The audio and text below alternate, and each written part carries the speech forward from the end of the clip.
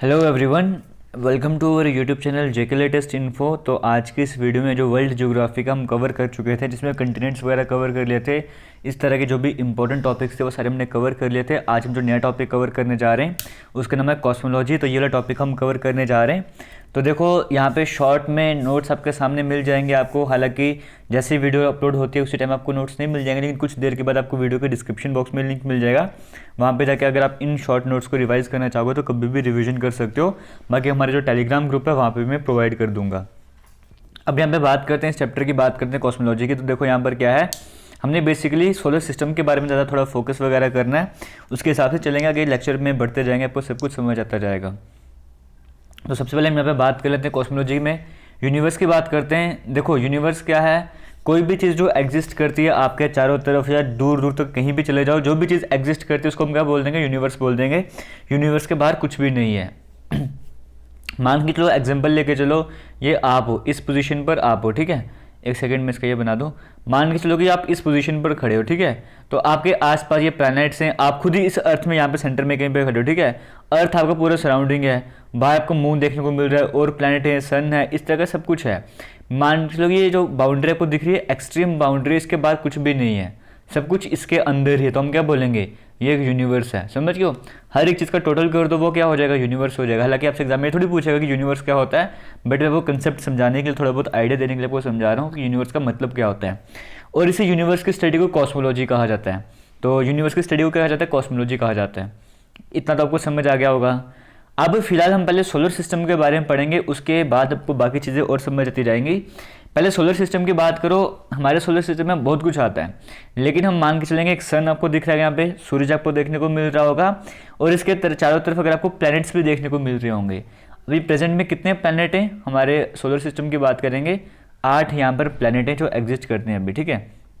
कौन से हैं देखो, सबसे पास वाला कौन सा है, मरकरी, फिर वीनस आ रहा है, अर्थ है, मार्स, जुपिटर, सैटर्न, ये यूरेनस, नेपट्यून। प्लूटो तो अभी ड्वार्फ की कैटेगरी में चले गया, इसको हम प्लैनेट अभी फिलहाल नहीं मानेंगे, ठीक है। तो ये याद करने का, हम बचपन में क्या याद किया करते थे, my very educated mother just shows us 9 planet. आपने क्या पता किस तरीके से करा होगा, लेकिन ये सीक्वेंस आपको पता होनी चाहिए कि सूरज के पास पहला प्लैनेट कौन सा है, दूसरे नंबर पे कौन सा होता है, तीसरे नंबर पे कौन सा होता है, फोर्थ नंबर पे कौन सा होता है। ये वाला पूरा पैटर्न आपको समझ आना चाहिए। और कौन सा पैटर्न कैसा देखने में दिख रहा है आपको, कितने कितना दूर है, फिलहाल वो आपको याद नहीं करना, लेकिन हाँ एक सीक्वेंस याद करनी है, पहले नंबर पे कौन सा था, दूसरे नंबर पे कौन सा आता है, ये पूरी सीक्वेंस आपको पता होनी चाहिए। तो उम्मीद करता हूँ ये सारे प्लैनेट्स का जो है, पहले कौन सा प्लैनेट आता है, दूसरे नंबर पे कौन सा आता है, ये आपको आता होगा। नहीं आता होगा तो आप अभी याद कर सकते हो। आगे चलते हैं, इसके बाद आगे बढ़ते हैं। देखो हमने बात की ना कि हमारे पास अभी 8 प्लैनेट्स हैं, तो हमारे सोलर सिस्टम में ड्वार्फ प्लैनेट भी हैं। ड्वार्फ प्लैनेट मतलब क्या हुआ, यहाँ पर देखो, यहाँ पर एक डेफिनेशन होती है, एक डेफिनेशन के अकॉर्डिंग हम बात यहाँ पे क्या करते हैं। अगर हमने एक डेफिनेशन सेट करी हो कि ये चीज़ है, इसको प्लैनेट बोलेंगे, ठीक है। इसकी ये कंडीशन है कि चारों चक्कर लगाएगी, एक मास होगा, एक ऑर्बिट वगैरह होगा, इस तरह से कई सारी बातें हमने वहाँ पे डिफाइन करी जाती हैं। अब जब ये जैसे प्लूटो की हमने बात करी है, प्लूटो जो है, जो डेफिनेशन के 3 पॉइंट्स थे, डेफिनेशन में 3 पॉइंट्स, अगर कोई चीज़ तीनों पॉइंट्स को फुलफिल करती है हम बोलेंगे वो प्लैनेट है। लेकिन जब प्लूटो के टाइम्स पे आ रहे थे तो प्लूटो के टाइम पर क्या हो गया, ये एक कंडीशन को फुलफिल नहीं कर पा रहा था। अगर ये एक कंडीशन को फुलफिल नहीं कर पा रहा है तो इसका मतलब क्या है, इसको हम प्लैनेट नहीं कह सकते। ऐसा नहीं कि अभी एग्जिस्ट नहीं करता है, अभी भी एग्जिस्ट करता है, बट ये प्लैनेट की कैटेगरी में नहीं है, इसे हम ड्वार्फ प्लैनेट कहते हैं। सिर्फ प्लूटो ही नहीं, इसी तरह से 5 हमारे ड्वार्फ प्लैनेट है, वो कौन से आपको वो भी पता होना चाहिए।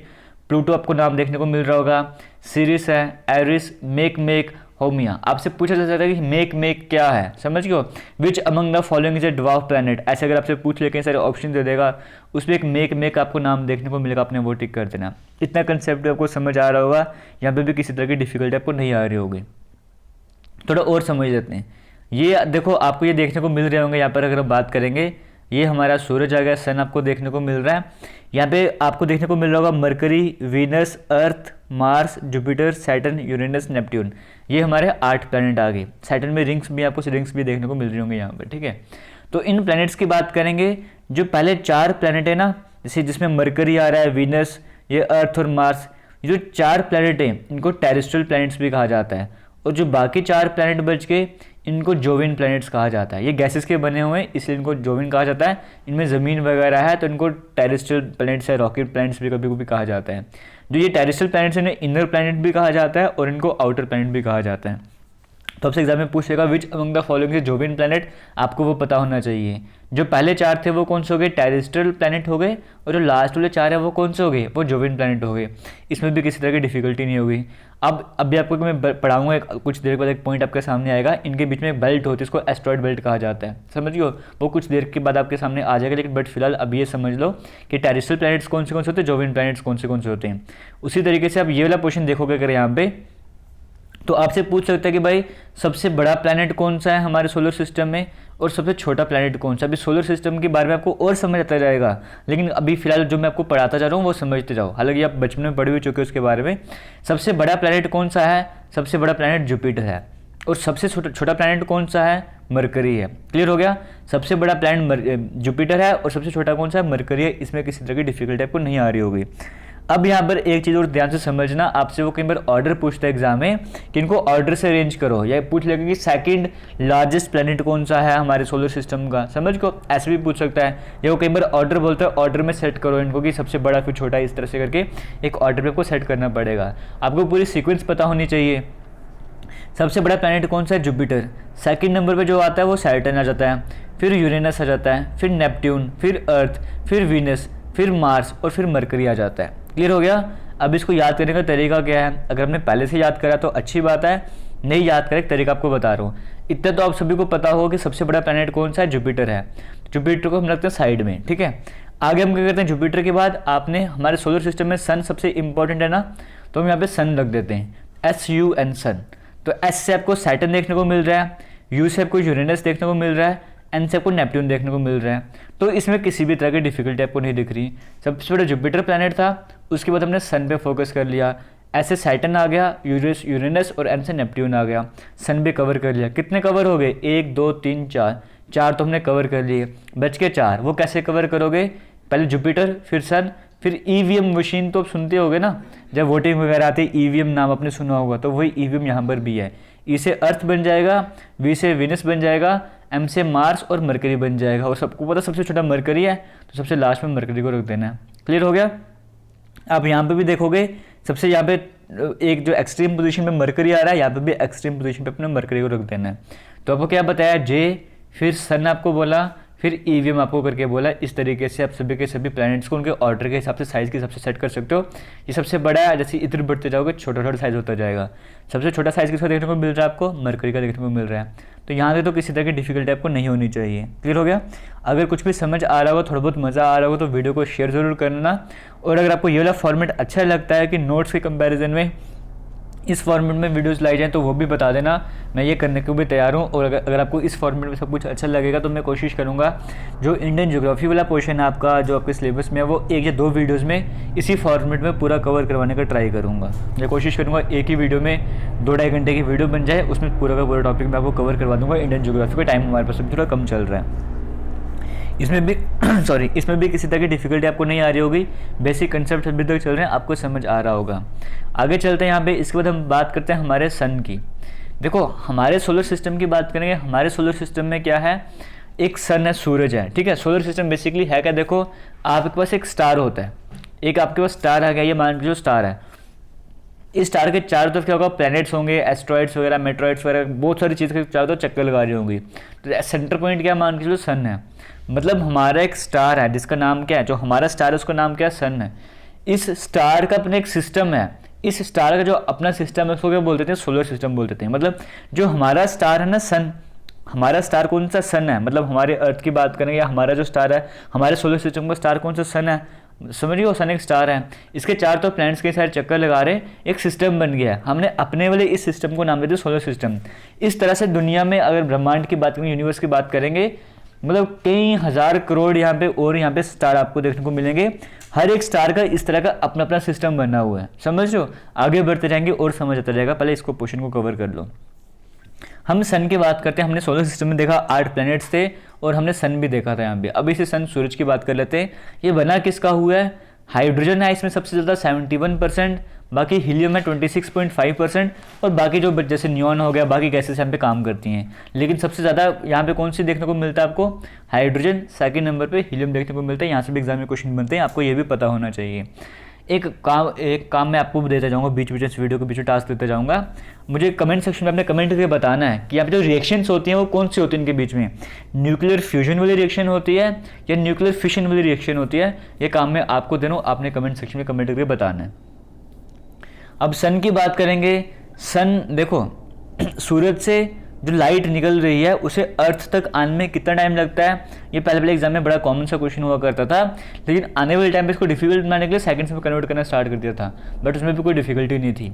लाइट को सन से अर्थ तक आने में थोड़ा ये वेरिएशन होता है डाटा का, लेकिन एग्जैक्ट डाटा आपके सामने यही है। जो लाइट को टाइम लगता है सन से अर्थ तक आने में, जैसे सन है, ये हमारा अर्थ है, यहाँ तक लाइट को आने में कितना टाइम लग रहा है, 8 मिनट और 19 सेकंड का टाइम लगता है। इसी को अगर आप सेकंड्स में कन्वर्ट करोगे तो 499 सेकंड आ जाएगा। एक दो बार एग्जाम में सेकंड से टर्म में पूछा हो तो आपको वो भी पता होना चाहिए कि लाइट को कितना टाइम लगता है सन से लेकर अर्थ तक आने में, तो इतना टाइम लगता है। इसमें भी किसी तरह की डिफिकल्टी आपको नहीं आ रही होगी।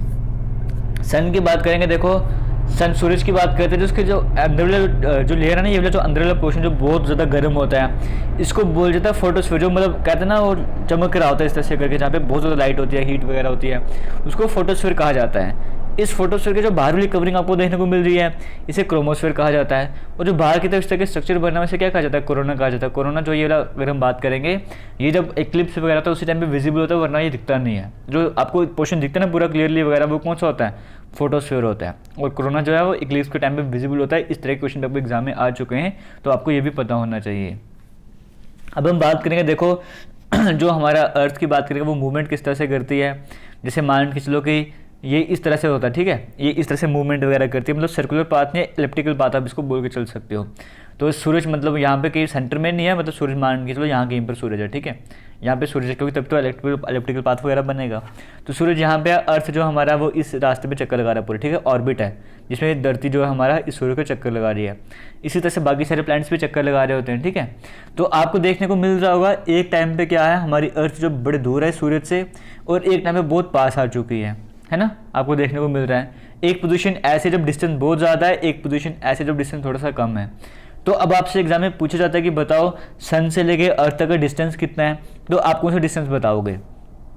इसके लिए एक चीज़ आपको समझनी पड़ेगी, थोड़ा इसको जूम कर लेता हूँ मैं। ये देखो, ये क्वेश्चन आपको देखने को मिल रहा है, सन मान के चलो यहाँ पर है और अर्थ हमारा इस ऑर्बिट में चक्कर लगा रहा है। जो आपको ये देखने को मिल रहा है, इस ऑर्बिट में हमारा अर्थ चक्कर लगाता है। इतना आपको समझ आ गया। अब यहाँ पर क्या देखो, जो ये वाला पोर्शन है, ये वाला पोर्शन, ये मैंने आपको बताया ना, इस तरह से सूरज यहाँ पर है तो ये ऑर्बिट आ गया, ये वाला ऑर्बिट अगर मैं आपको शॉर्ट में फिर से बता दूँ, ये हमारे पास सन आ गया, तो ये ऑर्बिट इसमें धरती चक्कर लगा रही है। तो सूरज के पास ये वाला पोर्शन होगा, सूरज से दूर ये वाला पोर्शन होगा हमारी अर्थ का, ठीक है।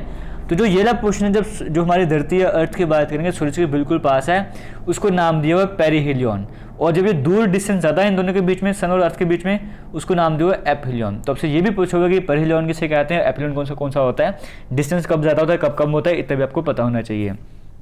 ये जो पेरिहेलियन वाला पीरियड होता है ना, जब धरती बिल्कुल सूरज के पास होती है, ये जनवरी में होता है। इसकी एग्जैक्ट डेट अभी कुछ स्लाइड्स के बाद आपके सामने आ जाएगी। और जब सबसे दूर होती है हमारी अर्थ की बात करेंगे, धरती सबसे दूर होती है अगर हम सूरज के कंपैरिजन में बात करेंगे, वो जुलाई वाले मंथ में होती है। अब आपके दिमाग में ये भी हो सकता है कि भाई अगर जनवरी के मंथ में यहाँ पर इतनी ज़्यादा वो है, सूरज के बिल्कुल पास में है, तो जनवरी के महीने में तो ज़्यादा गर्मी होनी चाहिए, जनवरी के महीने में यहाँ पर सर्दी क्यों होती है। क्योंकि आपको बताया मैंने कि जनवरी का महीना ऐसा होता है, ये वाला टाइम पीरियड ऐसा जनवरी वाला, जब धरती जब चक्कर लगा रही है सूरज के बिल्कुल पास में है, तो उस टाइम तो गर्मी होनी चाहिए ना यहाँ पे। इसका रीज़न है कि जो देखो उस टाइम जो फेस होता है ना सूरज का, वो लाइट्स यहाँ पे पड़ रही होती है। हमारा इंडिया जो पीछे की तरफ रहता है यहाँ पे, ठीक है, तो वहाँ पे डायरेक्ट लाइट नहीं पहुँचती है, तो इसलिए हमारे यहाँ पे इतनी ज़्यादा सर्दी वगैरह नहीं होती है। ये छोटा सा कंसेप्ट है, ज़्यादा डेप्थ में आपको नहीं समझा रहा हूँ, खाली एक आइडिया देने का ट्राई कर रहा हूँ। तो देखो जब पेरिहेलियन वाला टाइम पीरियड होगा, जब मतलब एक सेकंड रुक जाओ, ये क्या हो गया, हम जब ये वाला टाइम पीरियड होगा, जब सूरज जो है वो, या अर्थ की बात करो, क्योंकि सूरज तो अपनी जगह खड़ा हुआ ना, सन कोई रोटेशन में कुछ मूवमेंट नहीं कर रहा, वो अपनी जगह खड़ा हुआ है, धरती चक्कर लगा रही है उसका, ठीक है। जब धरती इस पोजीशन पर पहुंच गया, अर्थ इस पोजीशन पर पहुंच गया, क्योंकि डिस्टेंस बिल्कुल कम है, उस टाइम पीरियड पर जो डिस्टेंस होता है वो कितना होता है, 147.1 मिलियन किलोमीटर। अगर माइल्स में कन्वर्ट करोगे तो 91.4 मिलियन माइल्स। हालांकि आपके एग्जाम में क्वेश्चन को किलोमीटर्स में कहा जाता है, ठीक है। तो आपको दोनों टाइम का पता होना चाहिए जब पेरीहेलियन पे तब कितना डिस्टेंस होता है, जब एपीहेलियन पे तब कितना डिस्टेंस होता है। इस केस में जो है डिस्टेंस होता है वो 147.1 मिलियन किलोमीटर होता है। इन्हें एस्ट्रोनॉमिकल यूनिट भी कहा जाता है कि कितना डिस्टेंस वगैरह आता है, ठीक है। मतलब एक एस्ट्रोनॉमिकल यूनिट कितना होता है, जितना अर्थ और सन के बीच का डिस्टेंस है, इस तरह से करके। तो ये 147.1 मिलियन किलोमीटर। और दूसरी तरफ जब ज़्यादा डिस्टेंस है उस टाइम कितना देखने को मिल रहा है, 152.1 मिलियन किलोमीटर उस टाइम पीरियड पर डिस्टेंस आपको देखने को मिल रहा है। तो आपसे एग्जाम में आ जाएगा तो आपने कौन सा बता देना है। अगर वो मेंशन करता है पेरीहेलियन वाला पेड़ तो आपने ये बोल देना है, अगर मेंशन करता है एपीहेलियन वाला पेड़ तो ये मेंशन कर देना है, अगर इस हिसाब से पूछा होगा। अगर वो टाइम पीरियड नहीं मेंशन करा हुआ है, इन दोनों में से एक आपको ऑप्शन में देखने को मिल रहा है, एक नहीं मिल रहा, तो जो आपको ऑप्शन में देखने को मिल रहा होगा आपने उसको टिक कर देना है।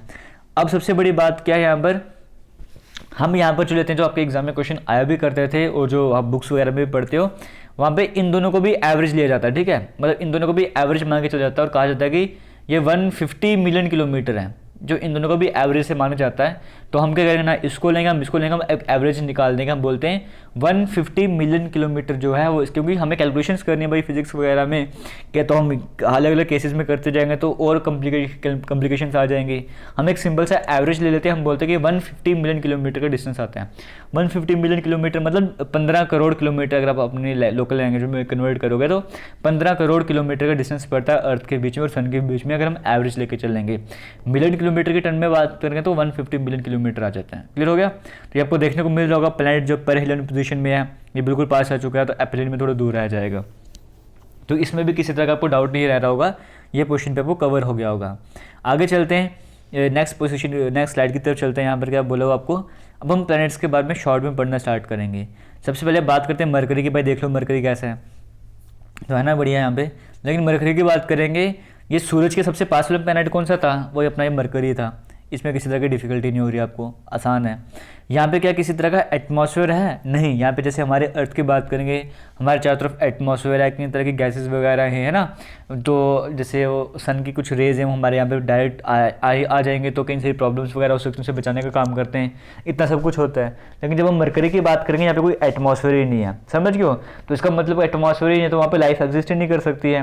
भाई सूर्य की लाइट वगैरह वहाँ पर डायरेक्ट आएगी तो कई तरह की प्रॉब्लम्स वगैरह हो जाएंगी ना, वहाँ पर हवा वगैरह, तो लाइफ तो पॉसिबल ही नहीं है। वहाँ पे क्या कोई सैटेलाइट वगैरह भी नहीं है, समझ गयो।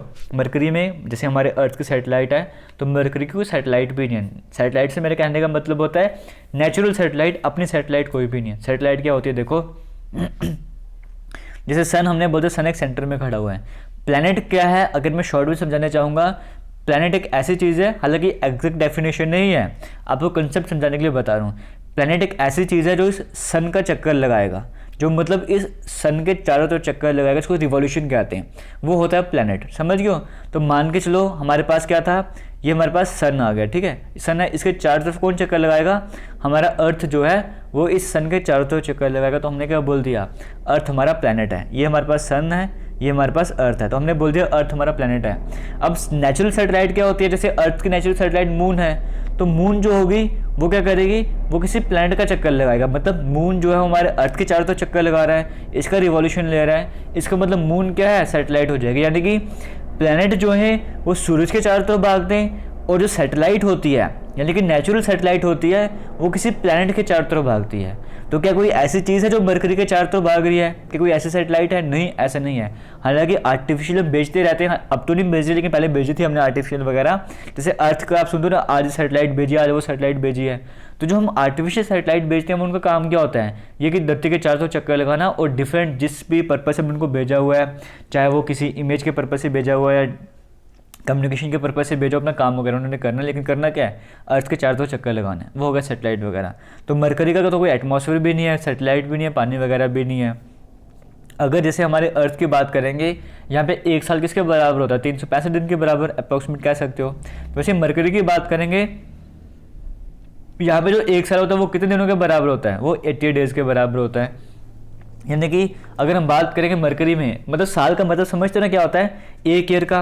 जैसे अगर हम मान के चलो, ये हमारे पास फिर से एग्जांपल लेके चलते हैं, ये आपके पास कहाँ चले गए हम, एक सेकंड रुक जाओ यार, एग्जांपल के चक्कर में काम पहुँच गए थे। ये हमारे पास सन है, ये हमारे पास सूरज आ गया, हमारी धरती को उसको पूरा चक्कर लगाने में, इस पूरे चक्कर जो लगा रहे हैं ना, इसको रिवॉल्यूशन बोलते हैं, ठीक है। वापस यहाँ पे पहुँचने में अपनी पोजीशन पे, एक जहाँ पे एक स्टार्टिंग पॉइंट था, घूमते घूमते वापस यहाँ पे पहुँचने में, इसको रिवॉल्यूशन बोलते हैं। एक रिवॉल्यूशन लगाने में जितना टाइम लग रहा है ना, उसको हम बोलते हैं 1 साल। तो हमारा 350 मतलब 365 दिन के करीब करीब लगता है, तो हम बोलते हैं ये 1 साल हो गया, समझ गो। इसी तरीके से जब ये धरती इसका चक्कर लगा रही है ना, उस टाइम धरती अपने एक्सिस में भी घूम रही होती है, समझ गए। जैसे धरती ऐसे नहीं घूम रही है, समझ गए। ये जैसे मैं पानी की बोतल लेके चलता हूँ, ये धरती ऐसे नहीं घूम रही है, ठीक है। सूर्य के चारों तरफ ऐसे नहीं घूम रही है, जैसे मैं सूर्य जो मान के चलो, ये धरती ऐसे नहीं घूम रही है। जब ये घूम रही है ना, ये अपने एक्सिस में भी घूमते घूमते जा रही है, समझ गए। अपने एक्सिस में भी घूमते घूमते ऐसे करते करते मेरा चक्कर लगा रही है पूरी तरफ, सारी तरफ ऐसा हो रहा है। तो अपने एक्सिस में पूरा एक चक्कर लगाने में, समझ गए, अपना पूरा एक चक्कर लगाने में, ऐसे पूरा घूमने में कितना टाइम लगता है, उसको हम बोलते हैं 1 दिन। जैसे हमारी धरती को 24 घंटे लग जाते हैं, उसको हम बोलते हैं 1 दिन हो गया, समझ गए। ये बेसिक कंसेप्ट आपको समझ आते होंगे। अगर जैसे मरकरी की बात करेंगे, तो मरकरी को इसका मतलब सूरज का चक्कर लगाने में सिर्फ 88 दिन लगते हैं, 80 डेज लगते हैं। इसलिए हम कहते हैं कि 1 साल जो है मरकरी में, वो 80 डेज के बराबर होते हैं। हालांकि छोड़ो ये, अगर इसके कंसेप्ट पढ़ सकते हो यहाँ पे जाके, हम आगे चलते हैं। मरकरी जो सबसे छोटा प्लैनेट है, भैया आप देख ही चुके हो साइज़ वगैरह के हिसाब से, बार बार डिस्कस नहीं करेंगे। हम ये नहीं बोलेंगे कि सूरज के पास वाला पहला है, सूरज के पास दूसरा प्लैनेट कौन सा है, वो हम पहले देख चुके हैं, शायद हम पहले देख चुके हैं। तो मरकरी जो है छोटा प्लैनेट सोलर सिस्टम में, और सेकंड हॉटेस्ट प्लैनेट है। हालांकि सूरज के सबसे पास यही है, लेकिन फिर भी क्या है, सबसे ये हॉटेस्ट प्लैनेट नहीं है। इसका रीज़न हो सकता है आपको पता होगा, नहीं पता हो तो मैं आपको बता दूंगा जब विनस के बारे में पढ़ाऊंगा। मरकरी के जो बेसिक कंसेप्ट है आपको समझ आ गए होंगे। अब देखो, इन टॉपिक्स को जब आपको पढ़ना होता है, तो इसमें कुछ एक्स्ट्रा पॉइंट्स भी आपको ऐड करने होते हैं। अब आपने कमेंट सेक्शन में, या फिर आप खुद भी इसके बारे में पढ़ सकते हो, स्टडी कर सकते हो, और उम्मीद करता हूँ आप में से कुछ बच्चे काम भी करोगे। कमेंट सेक्शन में आप कमेंट करो कि मरकरी में क्या हमने कोई सैटेलाइट भेजी थी, आर्टिफिशियल सैटेलाइट वगैरह, अगर भेजी थी तो कितनी भेजी थी, पहले का नाम क्या था, अगर दूसरी भेजी दूसरे का नाम वगैरह क्या था, या कोई मिशन वगैरह वहाँ पे भेजा तो उस मिशन का नाम क्या था। ये आपको मैं काम दे रहा हूँ, आपने मरकरी लिख के उसके दूसरी डिटेल्स लेकर तो कमेंट सेक्शन में कमेंट कर देनी है, ताकि जो बच्चे कमेंट सेक्शन में जा रहे हैं उनको भी कुछ ना कुछ सीखने को मिले, समझ गए। टाइम कम है, मिलकर काम चलाएंगे तभी सब कुछ होने वाला है। इतने कंसेप्ट आपको समझ आ गए मरकरी को लेके। इसी तरीके से मरकरी के बाद आगे बढ़ते हैं, दूसरे प्लैनेट की तरफ चलते हैं। हम यहाँ पर आगे वीनस की तरफ। वीनस आपको तो दूसरे नंबर का जो प्लैनेट था, इसे क्या कहा जाता है, इवनिंग स्टार भी कहा जाता है। इवनिंग स्टार के साथ साथ इसको मॉर्निंग स्टार भी कहा जाता है। इसको आप आसानी से देख सकते हो क्योंकि ब्राइटेस्ट प्लैनेट है। एग्जाम में क्वेश्चन पूछा जाता है कि which among the following is the brightest planet, इनमें से कौन सा ब्राइटेस्ट प्लैनेट है। तो भाई प्लैनेट आपने देख लिए, तो वीनस सबसे ब्राइटेस्ट प्लैनेट है। किसे मॉर्निंग स्टार कहा जाता है, वीनस को कहा जाता है। किसको इवनिंग स्टार कहा जाता है, वीनस को कहा जाता है। अर्थ का ट्विन किसे कहा जाता है, अर्थ का ट्विन भी भाई वीनस को कहा जाता है। इसमें भी किसी तरह की डिफिकल्टी नहीं होगी, ये भी आपको समझ आ गया होगा। जो क्लोजेस्ट प्लैनेट है, अर्थ के बिल्कुल पास का प्लैनेट कौन सा है, तो वो भी वीनस ही है ना। माई वेरी एजुकेटेड आपको बताया था मैंने इस तरह से करके, my very educated mother just shows us 9 planets. तो प्लैनेट्स तो गायब हो गए ना, तो ये ट्रिक से आप याद कर सकते हो। अर्थ का ट्विन किसे कहा जाता है, वीनस को कहा जाता है। तो अर्थ के पास वाला प्लैनेट भी कौन सा, भाई वीनस ही है। सबसे ज़्यादा गर्म प्लैनेट कौन सा है, हॉटेस्ट प्लैनेट कौन सा है, वो वीनस ही है। अब एग्जाम में क्वेश्चन पूछता कि भाई हमने यहाँ पे पढ़ा पहले मरकरी के बारे में, सूरज के सबसे पास तो मरकरी था, तो फिर मरकरी को ज़्यादा गर्म होना चाहिए थी, लेकिन सबसे ज़्यादा गर्म कौन सा है, वीनस है। इसका रीज़न क्या है, इसका रीज़न ये है कि वीनस का अपना एक एटमॉस्फेयर है। एटमॉस्फेयर होने की वजह से क्या हो रहा है, जैसे मान के चलो ये वीनस प्लैनेट, ठीक है, सन की रेज यहाँ पे आ रही है, इस पर स्ट्राइक कर रही है, ठीक है। अब स्ट्राइक करने के बाद क्या हो रहा है, ये वापस ऊपर नहीं जा पा रही है, मतलब गायब नहीं हो जा रही है। क्योंकि यहाँ पर क्या है, इसका एक एटमॉस्फेयर बना हुआ चारों तरफ ना, गैसेस वगैरह यहाँ पे। तो वो जैसे सन की रेज यहाँ पर आ रही है, वो यहाँ पे इसने मतलब एक तरह से कह सकते हो कैद करके रख दी हैं। फिर यहाँ पे पहले हीट बन गई, और रेज आती जा रही है इनको, और ये स्टोर करते जा रहा है। इस तरह से अपनी हीट बढ़ती जा रही है, हीट बढ़ती जाती है, हॉटेस्ट प्लैनेट हो गया। जैसे कि पहले मरकरी की बात कर, उसको कोई एटमॉस्फेयर ही नहीं था, जो यहाँ पे आ रही थी वो डिसिपेट हो जा रही थी, यहाँ पे कुछ स्टोर ही नहीं हो रहा था, तो इसलिए वो इतना गर्म नहीं हो पा रहा था। लेकिन यहाँ पर क्या था, जितनी बार लाइट रेज आ रही है उनको स्टोर करता जा रहा है, उस वजह से वीनस जो है वो हॉटेस्ट प्लैनेट बन गया। एक रीज़न आप इसका ये समझ सकते हो, हालांकि एग्जैक्ट रीज़न सिर्फ यही रीज़न नहीं है, लेकिन एक रीज़न आप इसकी हेल्प से इसको समझ सकते हो। क्योंकि यहाँ पे कॉस्मोलॉजी की स्टडी ऑफ यूनिवर्स होता है, उसके ज़्यादा डेप्थ में हम नहीं जा रहे, क्योंकि उसके लिए आपको पहले पूरी थ्योरीज पढ़ानी होती हैं, सबके बारे में पढ़ाना होता है कि गैलीलियो आए थे या टॉलेमी आए थे या कोपरनिकस ने क्या क्या कहा था। वो सारी चीज़ें मैं आपको यहाँ पे फिलहाल नहीं पढ़ा रहा हूँ, ठीक है, क्योंकि वो अलग से टॉपिक बनता है। तो हालांकि उसको मैं फिलहाल स्किप कर रहा हूँ, आपको भी बता दूँगा अपने क्या क्या काम करना है, ताकि आपको कमेंट सेक्शन में भी काम चल जाए। तो वीनस की बात करेंगे, यहाँ से बड़े इंपॉर्टेंट क्वेश्चन बनते हैं। इसकी सैटेलाइट, हालांकि इसकी भी सैटेलाइट नहीं है, लेकिन ये क्या करता है, क्लॉकवाइज स्पिन करता है। सिर्फ दो ही ऐसे प्लैनेट जो इस तरह का स्पिन करते हैं, बाकी सारे जो हैं वो उल्टा स्पिन करते हैं। सिर्फ यही दो प्लैनेट, एक वीनस है, एक प्लैनेट हम और पढ़ेंगे, ये क्लॉकवाइज स्पिन करते हैं। तो ये दो प्लैनेट्स के नाम अच्छे से याद कर लेना। ये भी बड़ा इंपॉर्टेंट क्वेश्चन है। स्लोवेस्ट रोटेशन, सबसे स्लोवेस्ट रोटेशन किसकी है? रोटेशन समझते हैं ना, अपने एक्सिस में घूमना। एक होता है रिवॉल्यूशन, रिवॉल्यूशन होगा सूरज का चक्कर लगाना, रोटेशन होगा अपने एक्सिस में घूमना। सबसे स्लो रोटेशन किसकी है भाई? इसी की है 257। जैसे हमारा अर्थ एक दिन लगाता है, ये 257 डेज लगा देगा रोटेशन करने पे, ठीक है। तो यहाँ पे भी पानी वगैरह नहीं है, हालांकि यहाँ पे माना गया कि हो सकता है, तो लेकिन फिलहाल यहाँ पर है नहीं है, समझ गए। आगे चलते हैं, वीनस अपने कवर कर लिया, मरकरी कवर हो गया था। अर्थ की बात करते हैं, हमारे प्लैनेट अर्थ की बात करते हैं भाई। अर्थ आप देख लो भाई, अगर आपने नहीं देखा तो वैसे सब नहीं होगा। यहाँ पे अर्थ के बारे में बात करते हैं। तो ये हमारे पास अर्थ आ गया यहाँ पे। तो एक सैटेलाइट इमेज का, ये आपको पता है इंटरनेशनल स्पेस स्टेशन है, ये वहाँ से इमेज ली गई आपके सामने अर्थ की वगैरह की। तो इनका लाइव चैनल भी हमेशा चलता रहता है, आप सर्च कर सकते हो इंटरनेशनल, एक सेकंड रुक जाओ, इंटरनेशनल स्पेस स्टेशन लाइव, या नासा का भी आता रहता है वहाँ पे। मतलब इस तरह 2-3 चैनल्स हैं जो लाइव, मतलब जो वहाँ पे गए होते हैं ना अपने काम वगैरह करने के लिए एक्सपीडिशन वगैरह पे, तो उनका जो वर्क वगैरह कर रहे होते हैं वो दिखाते रहते हैं लाइव वगैरह। आप वहाँ पे जाकर इनको देख सकते हो, वो इंटरस्टेलर स्पेस वगैरह में। थर्ड प्लैनेट अर्थ की बात करेंगे, तो जितने भी इनर प्लैनेट्स हमने बताए उनमें सबसे बड़ा कौन सा है? अर्थ है। ऐसे पूरे प्लैनेट्स में सबसे बड़ा कौन सा है? तो जुपिटर है। लेकिन इनर प्लैनेट्स जो हमने पहले 4 पढ़े थे उनमें सबसे बड़ा कौन सा? हमारा अर्थ है। इसको रोटेशन में कितना टाइम लगता है, मतलब अपने एक्सिस में घूमने में कितना टाइम लग जाता है? 23 घंटे 56 मिनट, मतलब लगभग 24 घंटे मान के चल लो। और रिवॉल्यूशन करने में, यानी कि सूरज का चक्कर लगाने में कितना टाइम लग जाता है? 365 डेज 5 और 14 मिनट का टाइम लग जाता है। और इसे वाटरी प्लैनेट भी कहा जाता है, इसे ब्लू प्लैनेट भी कहा जाता है। पेरहेलियन जो आपको बताया था, जो बिल्कुल पास पे होता है, सूरज के बिल्कुल पास होता है, वो पेरहेलियन, ये 3 जनवरी को होता है। और जो दूसरा आपको एपोलियन बताया था वो 4 जुलाई को होता है। तो एक डेट 3 वाली है, एक डेट 4 वाली है। क्लियर हो गया। आगे चलते हैं, मून की बात करते हैं। मून का आपको समझ आ रहा होगा, only natural satellite of Earth. Earth की ये अकेली नेचुरल सैटेलाइट है।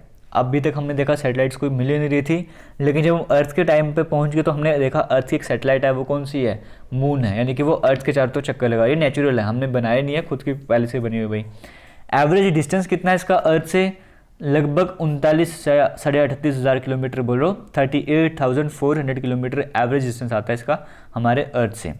इसके भी देखो, जैसे मैंने आपको बताया था ना अभी, देखो यहाँ पे मिलके काम करना पड़ेगा। मैं आपको टास्क इसलिए दे रहा हूँ ताकि आपको याद भी रहे, सिर्फ क्योंकि 2 लाइन्स तो लिखती थी मुझे यहाँ पर ये वाली, मैं क्यों वो स्किप कर रहा हूँ, ताकि ऐसे मुझे नहीं पता आपको कितना इंटरेस्ट है लेक्चर वगैरह में, मुझे भी पता लगेगा आप कितने बच्चे कमेंट सेक्शन में एक्टिव होते हो, कितने बच्चे बातों को सुनते हो। जैसे आपको मैंने सन के अर्थ के नाम में बताया ना, 2 पीरियड्स थे, एक पेरिहेलियन एक एपोलियन था, तो अलग अलग डिस्टेंस थे। उसी तरीके से यहाँ पे एवरेज डिस्टेंस लिखा हुआ मून का, तो मून के भी 2 पॉइंट्स हैं। जैसे वहाँ पे पेरिहेलियन एपोलियन नाम था, यहाँ पे मून के केस में वो 2 नाम कौन से दिए गए हैं, क्योंकि मून के केस में भी ऐसा कुछ सिचुएशन आ जाएगी, एक बार अर्थ डिस्टेंस ज़्यादा होगा, एक बार अर्थ डिस्टेंस कम होगा। वो 2 नाम क्या है वो अपने कमेंट सेक्शन में कमेंट करके बताने। लेकिन एवरेज डिस्टेंस मैं आपको बता रहा हूँ, जैसे वहाँ पे कहा था कि 15 करोड़ किलोमीटर एवरेज डिस्टेंस है, वैसे मून की बात करेंगे 38,400 किलोमीटर यहाँ पे एवरेज डिस्टेंस आता है। जो मून की सरफेस की बात करेंगे, 59% जो सरफेस है मून की वो आपके अर्थ से विजिबल होती है, पूरा मून आपको विजिबल नहीं होता।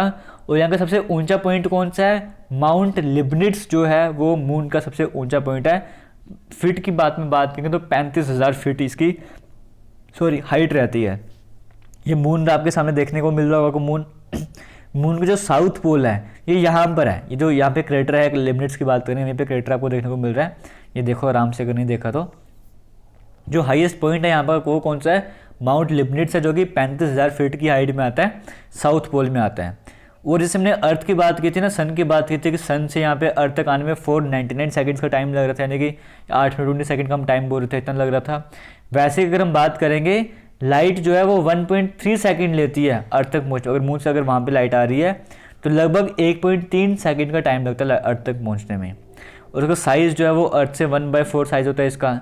बाकी थोड़े कंसेप्ट इसके फिजिक्स में भी बैठ जाते हैं, जैसे ग्रेविटेशन के जब हम टॉपिक पढ़ते हो आप देखते हो कि यहाँ पे जो ग्रेविटी है वो 1/6 है अर्थ की, तो वो हम यहाँ पे डिस्कस नहीं कर रहे। जैसे हमने कहा यूनिवर्स की स्टडी को क्या कहते हैं? कॉस्मोलॉजी कहते हैं। वैसे मून की स्टडी को क्या कहते हैं? सेलेनोलॉजी कहते हैं। तो ये भी आपको पता होना चाहिए।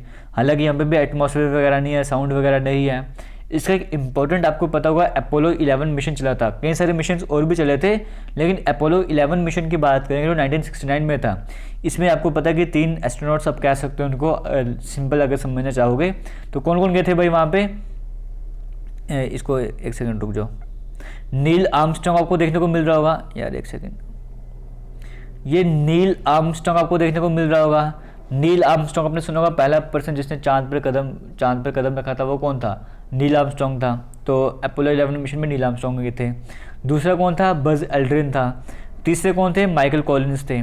तो सबसे पहला स्टेप किसने रखा था, नील आर्मस्ट्रॉन्ग ने रखा था। अगर मून की सरफेस पे बात करते हैं, कुछ टाइम रुकने के बाद, वो कुछ टाइम वहाँ पे रुके थे, कुछ घंटों के बाद फिर बज एल्ड्रिन अपने वहाँ से शिप से, जो भी आप कह सकते हो कि स्पेस क्राफ्ट वगैरह जो भी कह लो, वहाँ से वो नीचे की तरफ उतरे थे। फिर नील आर्मस्ट्रॉन्ग और बज एल्ड्रिन ये दो ही थे जो वहाँ पे स्टडी करते, कुछ घंटे उन्होंने वहाँ पे बिताए थे और वहाँ पे काम वगैरह किया था, जो भी कर रहे थे। आप वीडियोस देख भी सकते हो, जब यहाँ पे चले थे मून की सरफेस में तो ऐसे लग रहा था जैसे वो जंप कर रहे हैं, क्योंकि वहाँ पे ग्रेविटी वगैरह कम थी, तो लग नहीं रहा था वो चल रहे थे, लग रहा था वो जंप कर रहे हैं।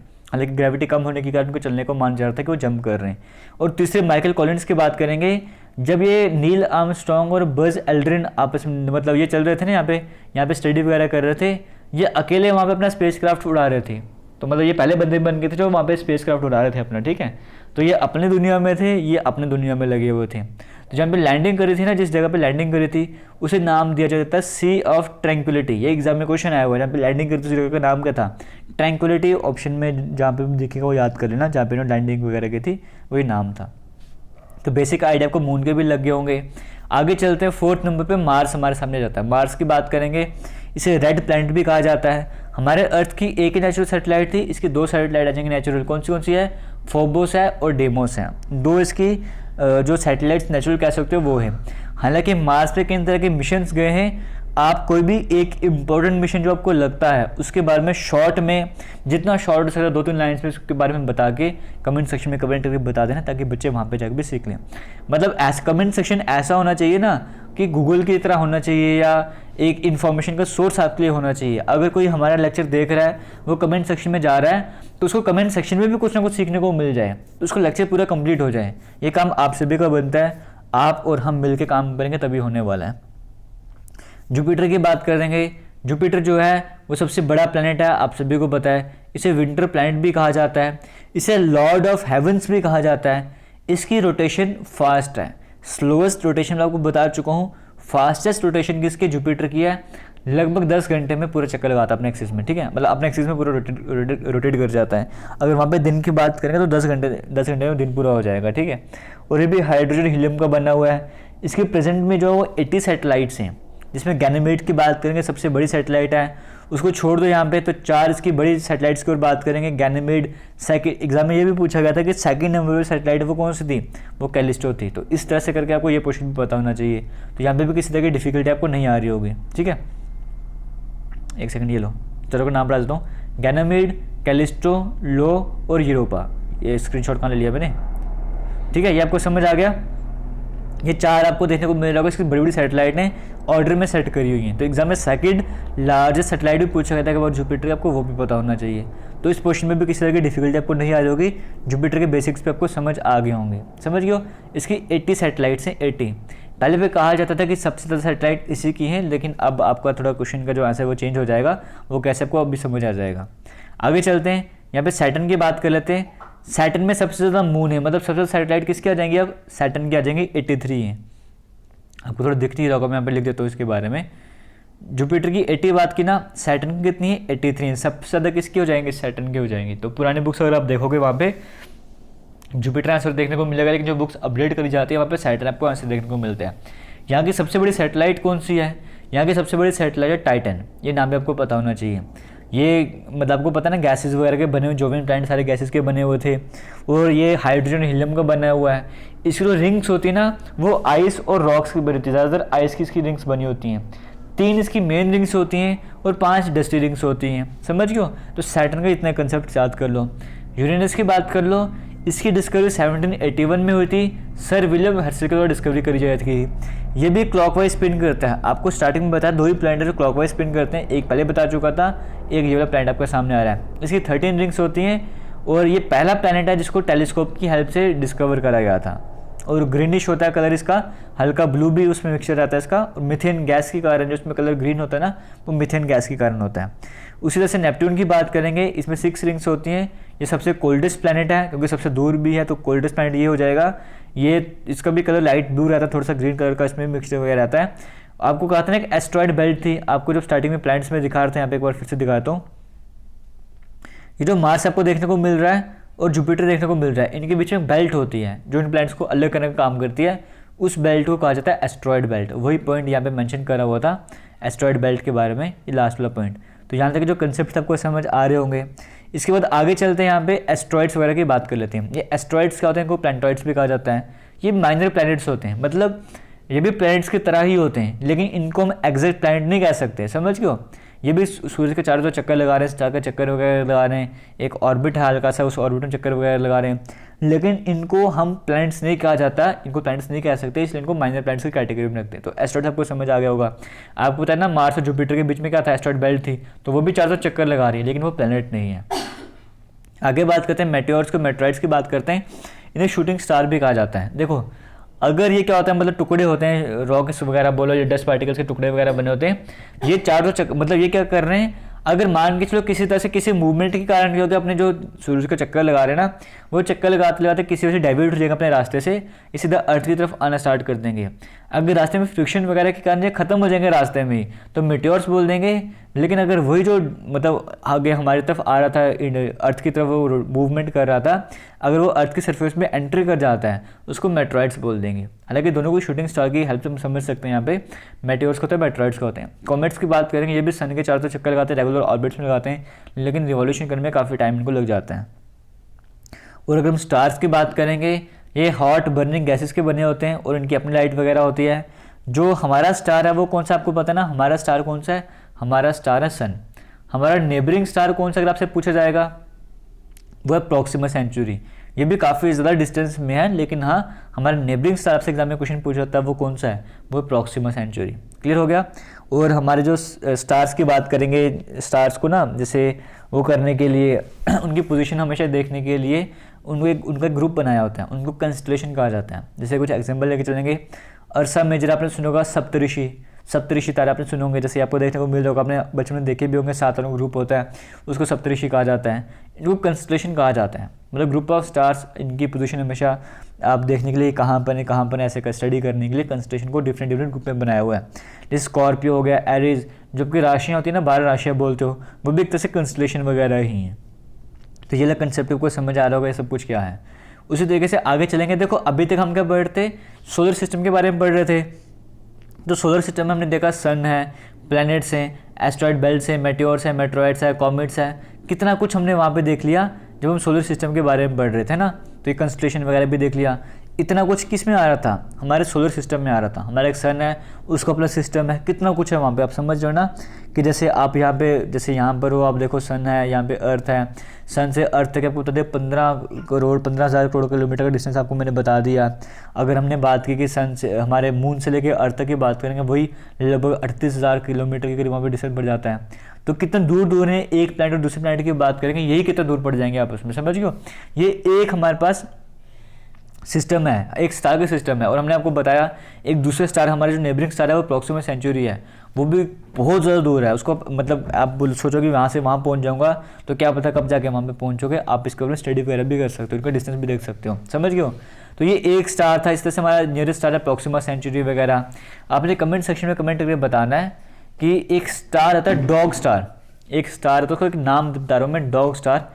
इसका एक नाम और होता है, उसकी क्या क्वालिटी है वो आपने कमेंट सेक्शन में कमेंट करके बताना है, उस डॉग स्टार की क्वालिटी क्या है। क्लियर हो गया। तो सोलर सिस्टम का बेसिक आइडिया आपको लग गया होगा। अब हम गैलेक्सी की बात करते हैं। गैलेक्सी क्या होता है, ये बहुत बड़ा सिस्टम है, इसमें बिलियन ऑफ स्टार्स हैं, मतलब 1000 करोड़ के करीब आप बोल सकते हो, इसमें इतने सारे स्टार हैं। हमने सिर्फ एक स्टार के बारे में देखा, उसको इतना बड़ा सिस्टम है, तो हज़ारों करोड़ों स्टार ले लो, उन सभी का एक सिस्टम बना दो, उसको क्या कहा जाता है, गैलेक्सी कहा जाता है। उसमें सिर्फ स्टार्स नहीं होंगे, गैस, क्लाउड, डस्ट वगैरह बहुत सारी चीज़ें आपको देखने को मिल जाएंगी। वो सब मिलकर क्या बनाएंगे, एक गैलेक्सी बनाएंगे। आप समझ सकते हो मतलब क्या हो, हम अर्थ के एक छोटे से, मतलब एक अर्थ एक छोटा सा प्लैनेट है, हम उस अर्थ में रहते हैं। उस अर्थ के चारों तरफ कितने सारे प्लैनेट हैं, एक सन है, पूरा सोलर सिस्टम है। इस तरह से हज़ारों करोड़ों और हमारे पास स्टार हैं, उनका अपना अपना सिस्टम होगा। इन सभी को मिला दोगे तो एक गैलेक्सी बन जाएगी, समझ गए हो? एक गैलेक्सी बनेगी ये सब कुछ करने पे। हमारी गैलेक्सी जिसमें हम रहते हैं, मतलब जिसमें हमारा सोलर सिस्टम भी आता है, उस गैलेक्सी का नाम क्या है? उस गैलेक्सी का नाम है आकाश, मिल्की वे, या जिसे आकाशगंगा भी कहा जाता है। यह आप देख रहे हैं हमारी गैलेक्सी है, जिसे स्पाइरल शेप की है, जिसे मिल्की वे कहा जाता है, फिर आकाशगंगा कहा जाता है। तो एक जो गैलेक्सी है आपने देख लिया, इस गैलेक्सी में कितना कुछ आ रहा है, आपको ये समझ आ रहा होगा, देखने को समझ आ रहा होगा। और अगर हम बात करें जो हमारी नेबरिंग गैलेक्सी है, उसका नाम है एंड्रोमेडा। जैसे आपको बताता है एक स्टार है सन, नेबरिंग स्टार है प्रॉक्सिमा सेंचुरी। उसी तरीके से जिस गैलेक्सी में हम रहते हैं उसका नाम है आकाशगंगा, यूँ बोलो मिल्की वे। हमारी जो नेबरिंग गैलेक्सी उसका नाम क्या है? एंड्रोमेडा, समझ गए हो? सबसे पुरानी गैलेक्सी जो है वो कौन सी है? GN-Z11 उसका नाम है, जो सबसे पुरानी गैलेक्सी थी। हालांकि आगे स्टडी होती जाएगी, क्या पता कोई और पुरानी भी आपको देखने को मिल जाएगी, समझ गए? इस तरह से रहता है। जिस तरह से मैं आपको ये एक गैलेक्सी के बारे में बताया, फिर दूसरी गैलेक्सी के बारे में बताया। यूनिवर्स की बात करेंगे, यूनिवर्स में इस तरह की हज़ारों करोड़ गैलेक्सीज हैं। आप समझ सकते हो, छोटे से अर्थ की बात करते हैं, वो एक छोटे से सोलर सिस्टम का एक हिस्सा है, और वो छोटा सा सोलर सिस्टम है वो कितने बड़े गैलेक्सी का हिस्सा है। और ऐसी गैलेक्सी की बात करेंगे, ऐसी हज़ारों करोड़ और गैलेक्सी मिलके यूनिवर्स बनाती हैं। तो आप समझ सकते हो यूनिवर्स कितना बड़ा है, ह्यूज, मतलब कितना ह्यूज है। आप यहाँ पे उसको एस्टिमेट करना भी डिफिकल्ट बन जाता है, उसकी एग्जैक्ट कैलकुलेशन नहीं कर पा रहे कि यूनिवर्स की डायमेंशंस की बात नहीं, कितना दूर तक फैला हुआ है, वो करना भी बड़ा मुश्किल और ऐसा कहा जाता है, और है भी फैक्ट है कि यूनिवर्स जो है एक्सपैंड करता जा रहा है। जो ओरिजिन यूनिवर्स का उसके पीछे की थ्योरी है बिग बैंग थ्योरी, हम इसको ज़्यादा डेप्थ में नहीं पढ़ रहे बिग बैंग थ्योरी को, लेकिन हाँ इतना है कि जो बिग बैंग थ्योरी वो किसके द्वारा दी गई थी? जॉर्ज लेमेत्री के द्वारा बिग बैंग थ्योरी दी गई थी, ये भी आपको पता होना चाहिए। तो फिलहाल आज मैंने इतना ही कंटेंट ऐड करा इस सेक्शन में। अब आपको मैं काम दे रहा हूँ, कुछ काम आपने करना ताकि जो बच्चे कमेंट सेक्शन में जाएंगे उनका काम भी बन जाए। एक जैसे आपको बताया था कुछ इंपॉर्टेंट सैटेलाइट्स के बारे में आपको बताना है, जैसे एक आपको बताया स्टार्टिंग में सैटेलाइट्स वगैरह के बारे में, जैसे डैमोज है, फेबोज है, ये कुछ सैटेलाइट्स हैं, इनके कुछ आपको लगता है कुछ सैटेलाइट्स हैं, कुछ फैक्ट्स वगैरह उसके हैं, आपको वो डिस्कशन कर देने चाहिए। कुछ जैसे कॉस्मोलॉजी जो है वो पहली बार टर्म किसने दी थी, इस तरह की कोई बच्चा उठा लो टॉपिक वगैरह, वो स्टडी करो, वो थोड़ा कमेंट सेक्शन में कमेंट कर लो इस बारे में। या फिर गैलीलियो ने क्या काम करा था, हबल टेलीस्कोप क्या था, ये सारी चीज़ें कुछ अगर अपने एंड पे कर सकते हो वो सभी भी कमेंट सेक्शन में कर देना, कमेंट सेक्शन में ऐड वगैरह कर देना। बाकी इसके बाद अगर आप लोग बोलोगे तो जब मैं क्वेश्चन सीरीज, अगर टाइम तो वजह से बचेगा नहीं, अगर किसी तरह से पेपर एक्सटेंड वगैरह हो जाता है तो लास्ट में हम शॉर्ट में क्वेश्चन सीरीज कवर कर लेंगे, एक सब्जेक्ट की पूरी एक मैराथन सीरीज चलाएंगे क्वेश्चन सीरीज के हिसाब से, वहाँ पे क्वेश्चन और डिस्कस कर लेंगे। बट फिलहाल अभी आपको कॉपरेट करना पड़ेगा, जो काम आपको दे वो आपको करना पड़ेगा। और अगर वीडियो अच्छी लगेगी तो वीडियो को शेयर भी जरूर करना है। सभी वीडियोज़ वर्ल्ड ज्योग्राफी के नाम से प्लेलिस्ट है, वहाँ पर ऐड कर दी जाएंगी। थैंक यू, जय हिंद।